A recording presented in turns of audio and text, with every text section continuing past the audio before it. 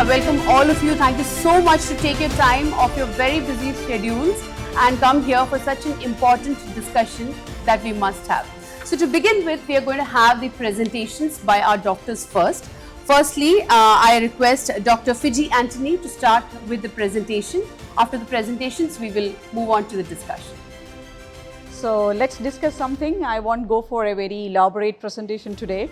So I'll take you through a few of the slides which will be easy to grab in your schools to educate the children as well as to the parents. So let's see that what the Eat Right for Life can take you out. So I'll be taking care of a few of the main discussions which we always encounter with the parents as well as with the children.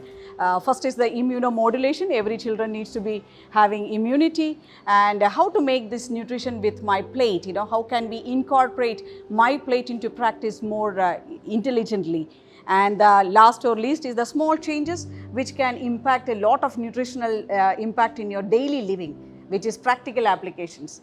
So let's move on to the most important thing, the most important part of the role of diet in the immunomodulation in children. So immunomodulation is very, very important, and how it is incorporating into the child's life, because it is a rapidly important during their early years. Now, and without the immune, the children always get sick, and that's one of the most important problem in the school, that children get sick. And that compromises their education, their health, their well-being.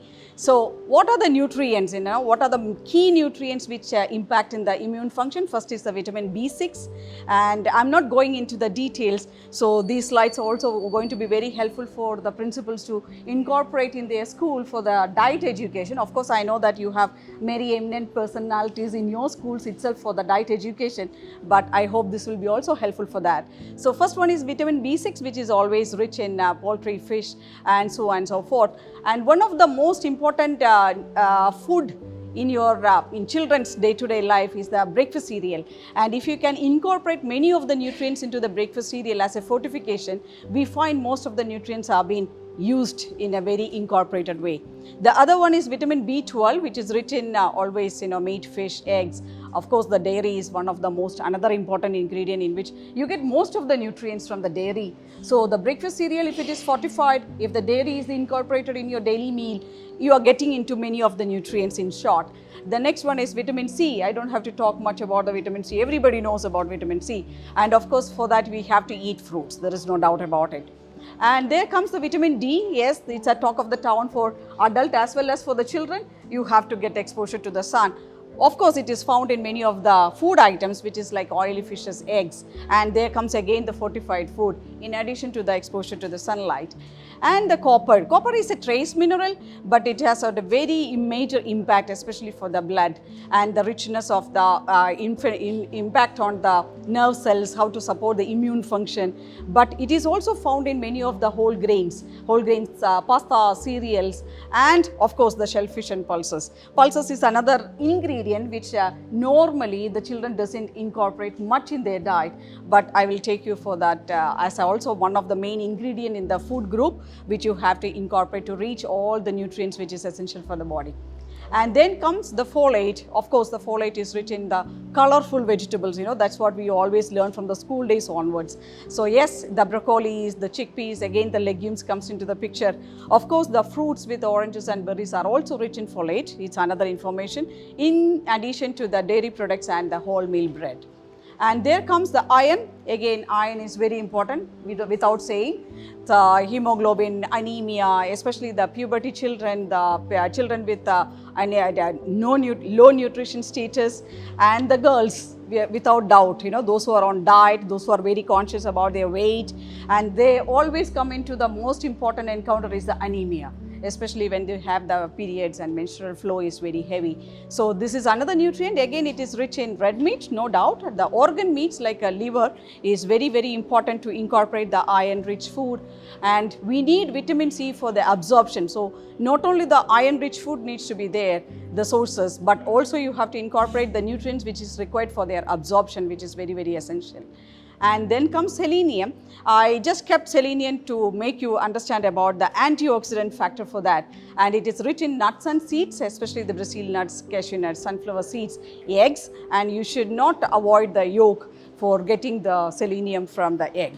And there comes zinc. Zinc is from the meat, cheese, dairy products, and of course the nuts and the whole grains are also part of that one. And you do not hesitate to eat cheese if you want to get the zinc, especially the hair fall, the biotin rich food items. Again, zinc comes into the place for that. Vegetables which are rich in protein, so those who are having a vegetarian diet or they are vegan and they are really worried about their protein composition. So if you want to have 60 grams of protein, how the plant-based proteins are going to incorporate the quantities. So one of the most important ingredient which the dietitians loves is the green peas. Other than that is the edamame, which I didn't kept because the protein range is very high and it's very expensive. So I don't want to put any of the superfood over there. So, but these are all normal food which we can incorporate in a daily life and to the daily meal to advise anybody. And comes to the plate. So what is the plate? The plate concept is the most innovative, and this is how we educate our public or the patients or the parents or the children. When you take a plate to eat or when you go for a buffet, simple as that, you have to take it like, half of the plate needs to be filled with vegetables. So not the rice, not the pasta, not the bread should be on the plate first. It should be the vegetables. And always add space for the fruits, means it can be dessert, but it should be fruit based. So then comes the another half which you have to fill it up with whole grains as well as the proteins, and the proteins from the lean meat or the pulses or any of the lentils you can incorporate over that. Now the plate will be complete only if you add the yogurt or the dairy products into it, and do not forget about the water intake. So thus the plate becomes a complete, or thus you can have food happily by incorporating right proportions of each ingredient. And there comes, this is the myplate.org gov, which can be reached by anybody, any public. So this can be adapted by anybody. This education can be done to anybody by itself. You will get lots of information from that one, lots of options about that. You don't have to worry about the calories and the proteins. You don't have to go for the nutritional information. This is like visible education which we can do for the children, and thus educate them that this is the importance of vegetable which we have to incorporate. So thus comes to how much you should eat. This cannot be done by any dietitian virtually or just to have a discussion with 10 minutes. This needs lots of time because everybody's diet is personalized. My diet cannot be had by Dr. Kalpana. Dr. Kalpana's diet is completely different. Her requirement is different. So it needs to be personalized. It needs to be individualized. So never a Google or a search engine downloaded a typical diet or a diet plan fits for everybody. So as usual, what we say, one size doesn't fit for all. Coming back to the snacking smart, how to snack smart? I would say that do not go into the complicated snacks. Do not go for the expensive snack bars. Just go for yogurt, fruit, nuts. Mix of that one, combination of that one, that is the easiest way of snacking. One of the most important thing about the snacking is that since you are all principals, the most busiest people in the schools, along with the teachers, always your meals are delayed. So always you should have a desktop with some snacks inside your drawers to have your energy to reach to the next level of your expertise in the management.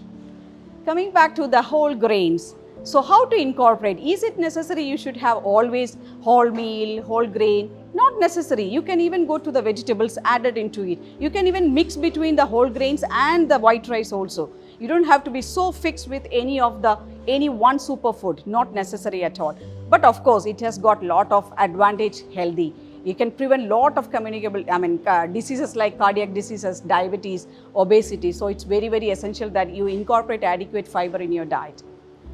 What is the difference between Leban and juice? The dietitian always say that don't have juice, always have Leban. It's very small for you to read. I'll just comprise it in a very small way. The juice has got the added sugar, Leban doesn't have. So the calorie deposit as fat will be less. And the protein, juice doesn't have protein, Leban has protein. It has around 3.1 grams of protein in 200 ml. That's very, very good. So, and that will give you more satiety than the juice. Juice you will urinate in few hours and you will feel hungry again.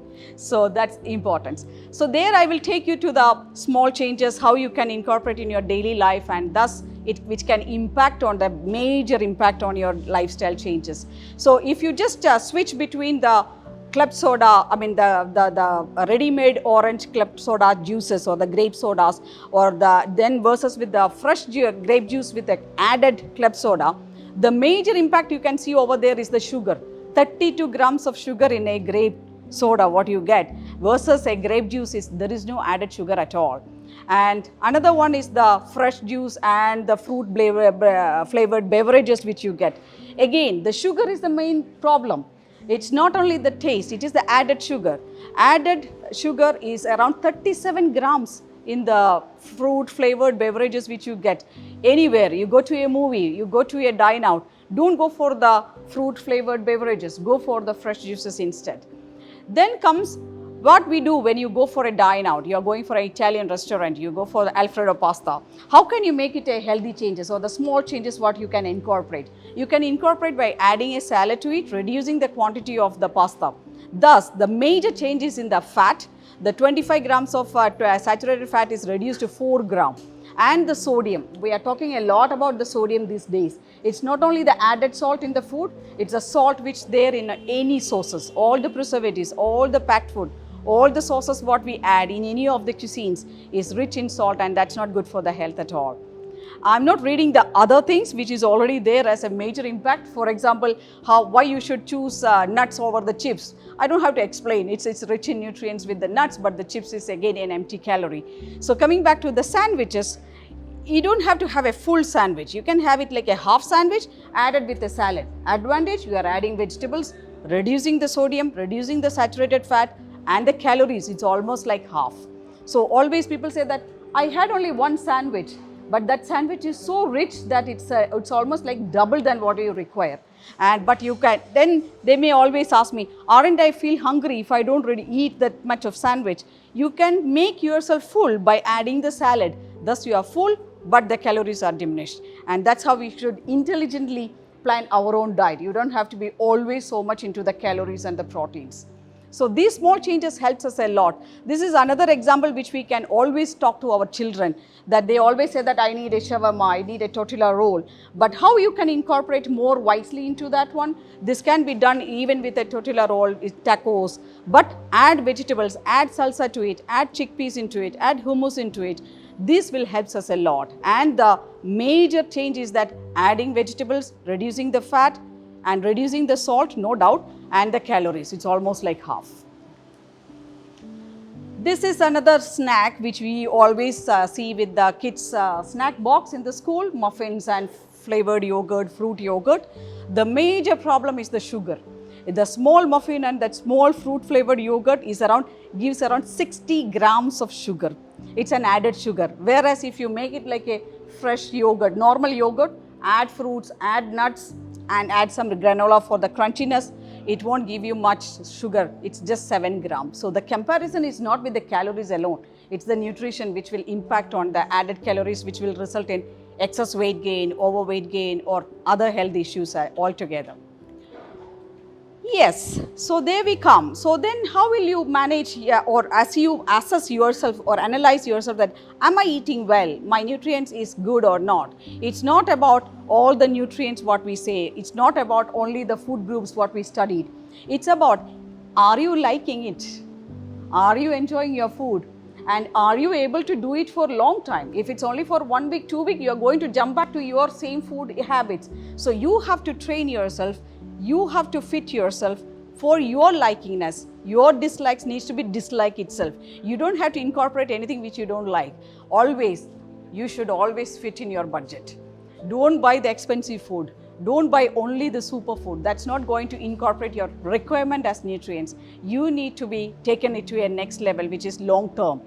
The goals also needs to be goal term. It's not that reducing weight for 2 weeks. It's the maintaining the weight for a long time. So the summary, yes, you need to know about nutrients. There is no doubt about it. That's the fundamental basis about the studying the nutrients. But you should prioritize what you require.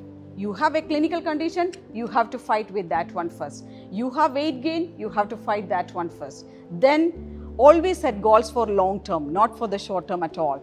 And then you should enjoy your life. So even if you have a priority based upon the avoiding the fast food, avoiding the junk food, avoiding eat out, it won't sustain. Go for the sustained long term goals, which can always result in eat right your way every day.